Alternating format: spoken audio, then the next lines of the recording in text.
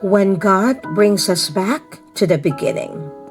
Moses permitted you to divorce your wives because your hearts were hard, but it was not this way from the beginning. Matthew chapter 19 verse 8.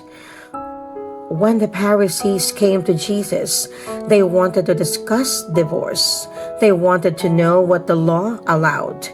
But Jesus did not begin his answer with divorce. He began with the beginning.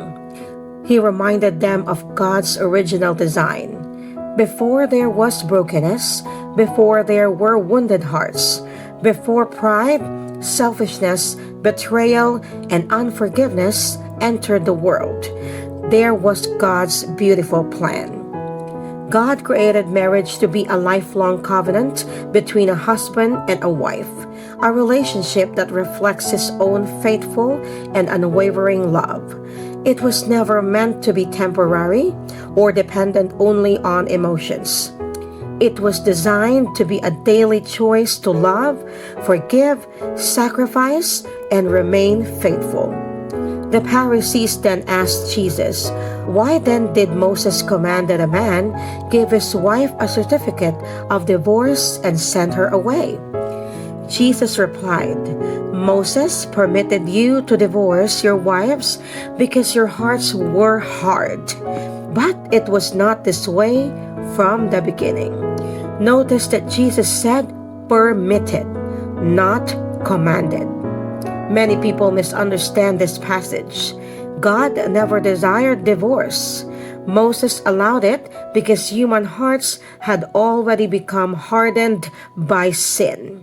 Pride, selfishness, betrayal, abuse, unforgiveness, and the refusal to love had already destroyed many marriages. Rather than leaving vulnerable people without protection, God permitted divorce under certain circumstances through Moses. It was a concession to humanity's brokenness, not God's original dream for marriage. Jesus was not lowering God's standard. He was bringing everyone back to God's heart. His message was clear. God's original plan has never changed. But as I reflected on this gospel, I realized that Jesus was not only speaking about marriage, He was speaking about the condition of our hearts. There was a time in my own life when my marriage fell apart. And for a long time, I found myself asking God, "Lord, why did this happen?" I struggled to understand the pain, the loss, and the brokenness. But as I continued praying over this gospel, God gently changed my question. Instead of asking, "Why did this happen?" He invited me to ask, "Lord, what do you want to teach me through this?" That question changed my life. I realized that I could not change another person's choices. I could not soften another person's heart, but I could surrender my own. God showed me that if I allowed pain to become bitterness, then my heart would also become hardened. Instead, He invited me to forgive, to heal, to trust Him, to continue loving even when life did not unfold the way I expected.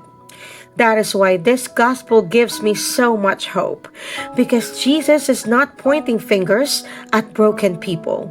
He is inviting broken hearts back to God. A hardened heart does not happen overnight. It begins when we stop listening, when we stop forgiving, when pride becomes greater than humility, when resentment replaces compassion, when we stop choosing love. The same thing can happen in our relationship with God. Sometimes disappointment makes us question His goodness. Sometimes unanswered prayers makes us doubt His plans. And sometimes our wounds become so loud that we can no longer hear His voice. Yet God's invitation remains the same. Come back to me. No matter how broken your story may be, no matter how many mistakes you've made, no matter how disappointed you are today, God's love never changes. He never delights in broken marriages. He never delights in broken families. He never delights in broken hearts. His desire has always been restoration. Perhaps today, God is not asking you to change someone else's heart. Perhaps He is asking you to surrender your own. Healing begins when surrender begins. When we allow God to soften our hearts, He teaches us to forgive. He teaches us to love. He teaches us to trust again. He teaches us to hope again. And He reminds us that He is still writing our story, even though the chapters we wish had never happened. The beautiful truth is this: God's original plan has never changed.